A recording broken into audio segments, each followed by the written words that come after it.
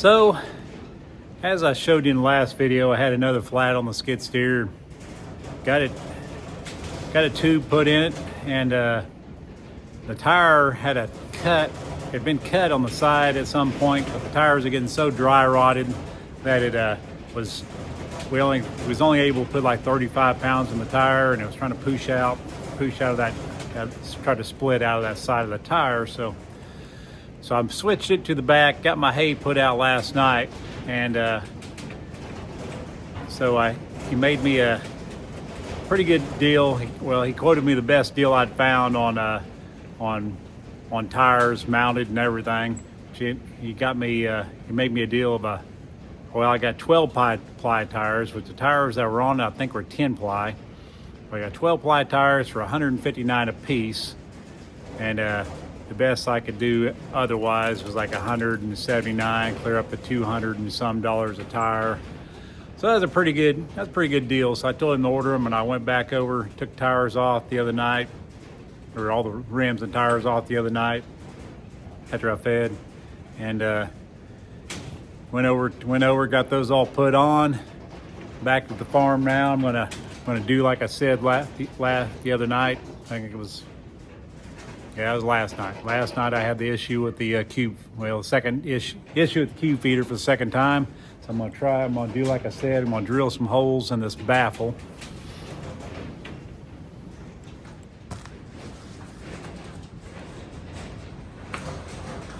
Well, I call it a baffle. I don't know what it's actually called, but it keeps the weight off the auger anyway. But see, it only had one round hole up there, and it wasn't high enough for the cubes to feed through there. So anyhow, I'm gonna drill a hole down lower, down here a little further, so those cubes can fall down in there, and hopefully that'll fix my problem.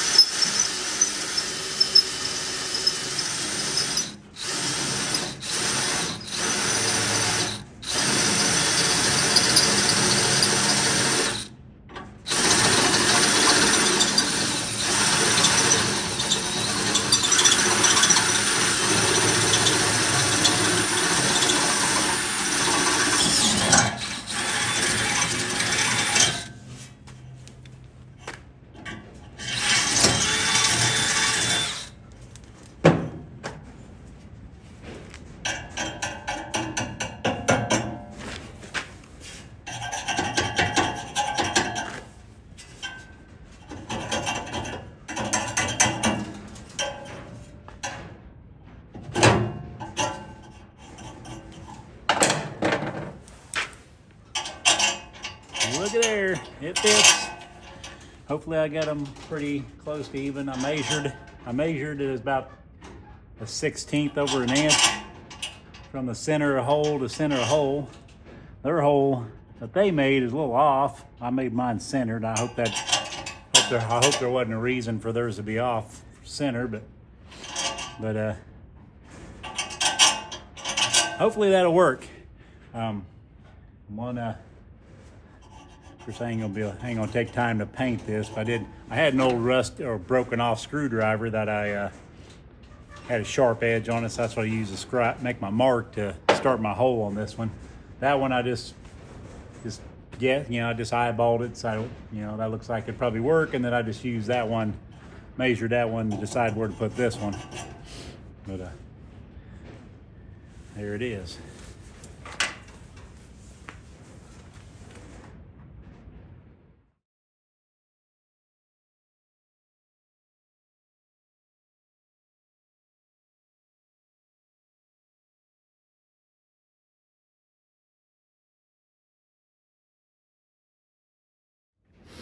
So there we have it. Got the baffle, as I call it. I'm not sure what it's called. Got it put back in. Hopefully this will work. We'll get some cubes in here and see if it works. If it don't, I'd go to plan B, which I don't know what that is, but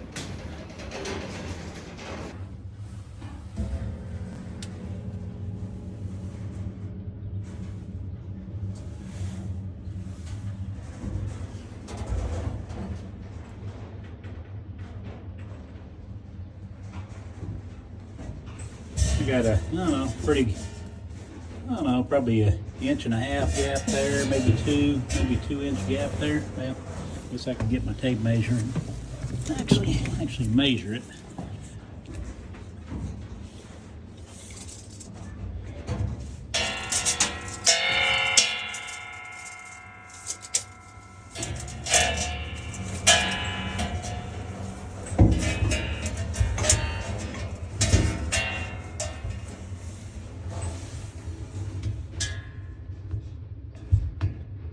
Oh, looks like about 2 inches or so.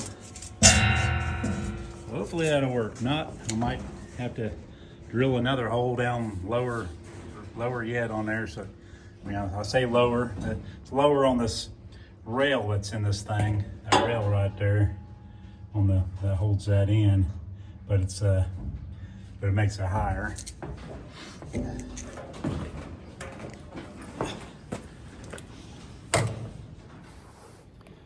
So, upon further investigation, I tried to start it and it wouldn't start. So apparently, it had, the last couple of times I used the gator to feed cubes, it had enough charge to start. But I'm thinking, even though I kind of needed to fix that baffle, make it, make it more usable. I think the real problem is it's just not, the gator's not charging whatever charges the battery. It's not a alternator, it's some kind of magneto thing or something. I don't remember what, I'm not for sure what it's called, but something different anyway. I'm thinking I'm gonna need to replace that because it's not charging the battery enough. I had it running for quite a while. It ran for quite a while one day, so it should have had enough juice in the battery to work like it has been working. So with that being said, I got it on the charger over here. I'm gonna put it on that charger for about, I don't know, a little over an hour. I'm gonna charge it for a little over an hour on the 6 amp, and I'm gonna try to feed the cows with the buckets. I got 4 buckets of cubes. I'm gonna have to feed them to 37 cows. So it's gonna be a little bit of a challenge, not really a challenge, but with that many cows all trying to fight for cubes when you're dumping them out, and it's buckets, it's kind of, it's a little difficult. You're trying not to get knocked down. I might go ahead and put what I can. Like I say, like I said the other day, one of those troughs is half rusted out. It's got big holes in it, so I only use half the trough. If I could use the whole trough, I would probably, there went a helicopter. Yeah, I should have flipped it around for you. It went by pretty fast. It's already like a mile and a half away. Anyhow, that half trough's rusted out, so I'm going to, I think what I'll do just to keep from, to play it safe, I think I'll just dump it out in what I can of those troughs and dump the rest of what would have went that other half on the ground out from that trough.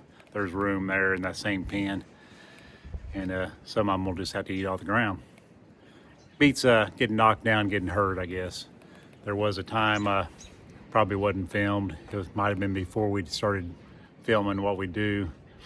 I had 2 of those troughs down in the pasture by the pond, and every once in a while I'd take some cubes and a couple buckets and dump them out in the trough down there during the summertime, just to keep them where they knew me and they'd follow me if I need them to follow me to the house.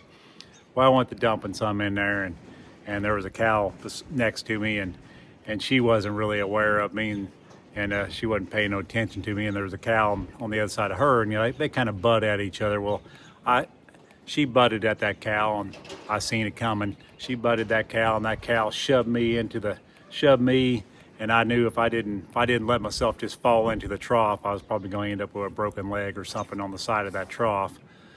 So I just let her knock me on into the trough and climb back out. And yeah, it can be a little dangerous when you're trying to feed with buckets. I mean, if you could just dump it out, have somebody driving the truck and just dump it out of the back of the truck as you drive or something, that'd be a little different. But walking and trying to dump them out, if it's more than, well, I was feeding those 12, the bull, and those 11 new heifers, it wasn't too bad. I mean, they get to jumping around and kicking in front of you and stuff. And you kind of got to watch, make sure you don't get kicked. But 37 of them, that's a little different story. So anyhow, I'm gonna feed them with the buckets, like I said, and I'm gonna try to, maybe in a couple days when I feed all of them again, I'm gonna see if this cube feeder works again like it's supposed to. I'm thinking I was wrong. It's just not enough charge to run that auger. But I did need to fix that baffle anyway, make it where it didn't have so much weight on it. It'd be a little less strain on the battery, I should say, because it wouldn't have all that weight on there, even though it was working prior. Anyhow, I don't know, it took me so long, it took so much of my time to get those tires put on those rims and messing with this thing. It's kind of late. I'm not sure what time it is, but I'm thinking it's 7 o'clock. So of course they changed the time. We moved the time forward so it won't get dark for another hour. But yeah, I only got an hour, so I'm not going to mess with putting those tires on the night because I don't need the skid steer tonight anyhow. I'm probably just going to unload them and get my cubes fed out, because I don't need to put out any hay, because like I said, I don't need the skid steer to put out hay. So I'm gonna put my cubes out and call it a night, get home, eat supper, go to bed and start all over. So with that, thanks for watching. I'll catch you on the next one. So I wasn't gonna film this, but like I say, I was gonna dump these cubes that wouldn't see. You can see these holes in the trough here. I decided, well, maybe I could just put the cubes to one side. We'll see how that works around these holes. Those holes are big enough, those cubes, that just fall right through them. So our initial plan was I wasn't gonna put any cubes over there like I normally do. I normally don't put them on that side, but I thought what I didn't put over there, I just put on the ground down there at the end. But then I kind of thought, well, that might cause a problem, so I just tried to put them on this one side. They're all out here in this patch instead at the end where I normally let them in. So hopefully they all can figure out to come out in this other gate over here. We'll see.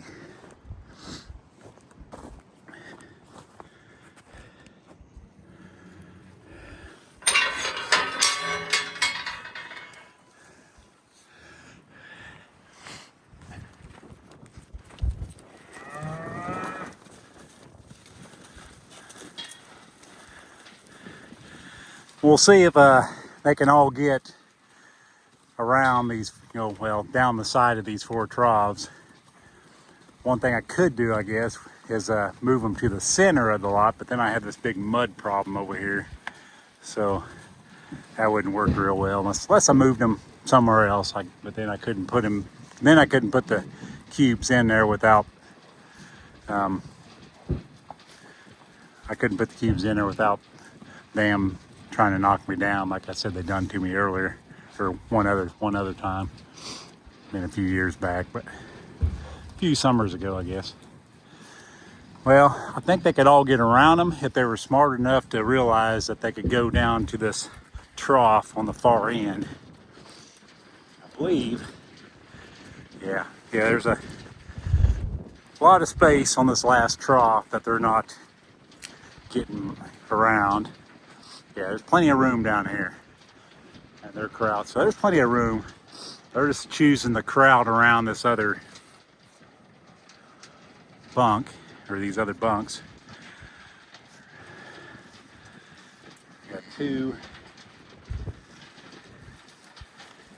calves in here. I'd rather not be in here in a way. I don't know if the third calf's around, if that's out in the pasture or if it's up here somewhere or not. I'm going to have to count all these things before they get done. Before they get done, make sure they're all here.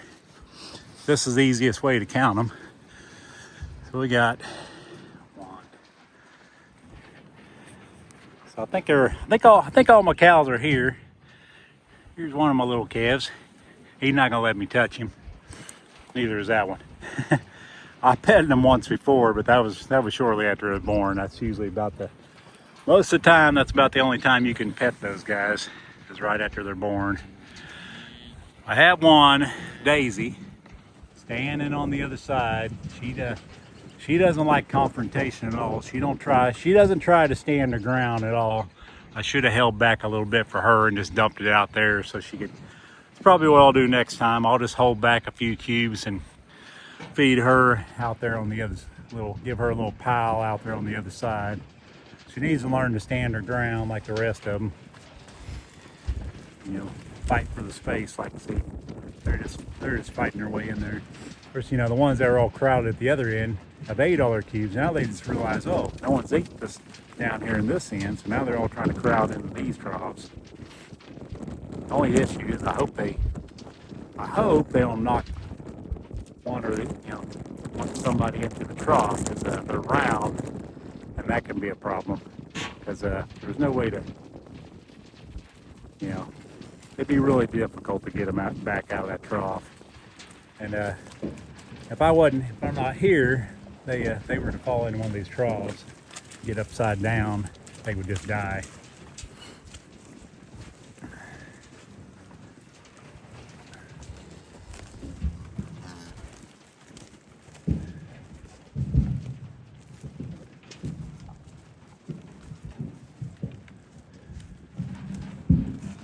Yeah, they're all fighting to get what's left over here, but some of them will give up and quit.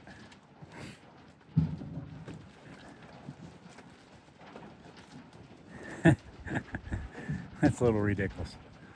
And there's Daisy just hanging out over there. I feel sorry for her. So I'll probably give her a little pile next time, because I realize she is not going to come in here and try to stand her ground.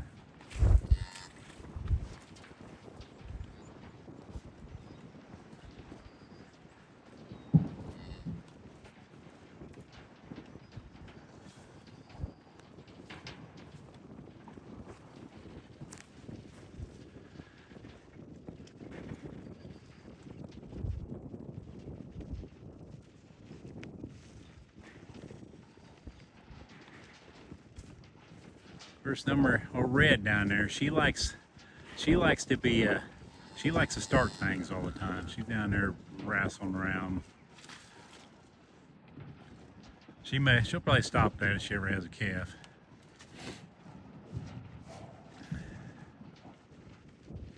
I don't see the third. Should have 3 calves. I don't see the third calf, but all the cows are here. So 18, 16, as I've mentioned, you know, she still likes to leave hers down in the pasture and go find it later. So as long as she gets down there and keeps the coyotes from getting her, or him, I guess it is a her. As long as she gets down there and keeps the coyotes from getting her, that's what matters, I guess. I hope you can hear me. It's kind of breezy.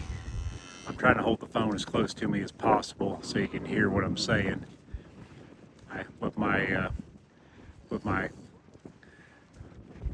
little case I got on my phone, none of the little cordless or Bluetooth speakers will plug into my phone, and if I take my case off, I tend to drop my phone and bang it around. My protective lens is cracked, and a few things. I'm not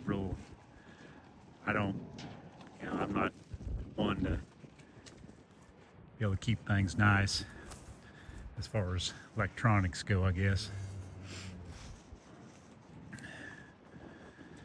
Anyhow, thought I'd share that with you. James here. You're watching The Poor Farm. If you like these videos, hit like and subscribe, and I'll see you on the next one.